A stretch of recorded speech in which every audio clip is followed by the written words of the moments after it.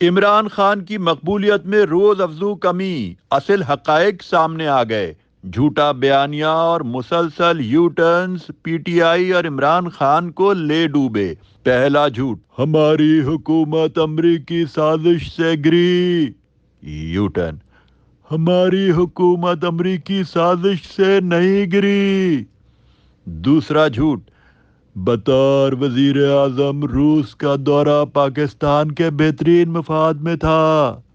You turn, روس کا دورہ ہماری سفارتی غلطی تھی۔ تیسرا جھوٹ، آرمی چیف کی تقرری میں ہماری مشاورت ضروری ہے۔ یو ٹرن، جو بھی آرمی چیف بنے ہمیں سب قبول ہے۔ عمران خان نے اپنے دائیں بائیں جھوٹوں کی پوری بریگیڈ رکھی ہوئی ہے، جو ان کے کان میں کوئی بھی فیک نیوز سنا دیں تو عمران خان اس پر واویلا مچا دیتے ہیں اور پھر اپنی ہی بات سے پیچھے ہٹنے پر مجبور ہو جاتے ہیں۔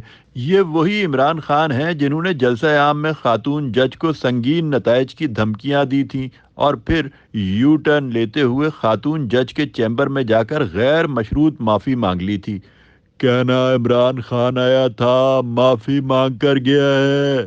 لگتا ہے عمران خان کا ہر بیانیہ پاکستان میں بین الاقوامی سرمایہ کاری کی راہ میں روڑے اٹکانے کی کوشش کے طور پر بنایا جاتا ہے۔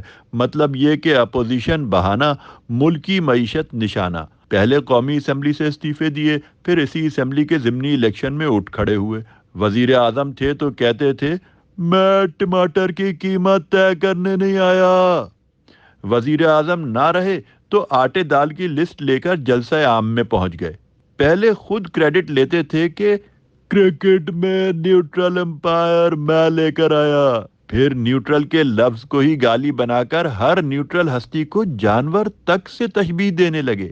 اپنی وزارت عظمیٰ کے دور میں پیٹرول کی قیمتیں بڑھاتے رہے اور آنے والے وزیر اعظم کے دور میں پیٹرول کی قیمت بڑھی تو اسے ملک دشمنی قرار دے دیا۔ اگر عمران خان کے تاریخی یو ٹرنز پر ایک نظر ڈالی جائے تو خان صاحب کی شخصیت کا عکاس ایک ہی شعر نظر آتا ہے، یوں آج اپنے آپ سے الجھا ہوا ہوں میں، جیسے کہ میں نہیں ہوں کوئی دوسرا ہوں میں۔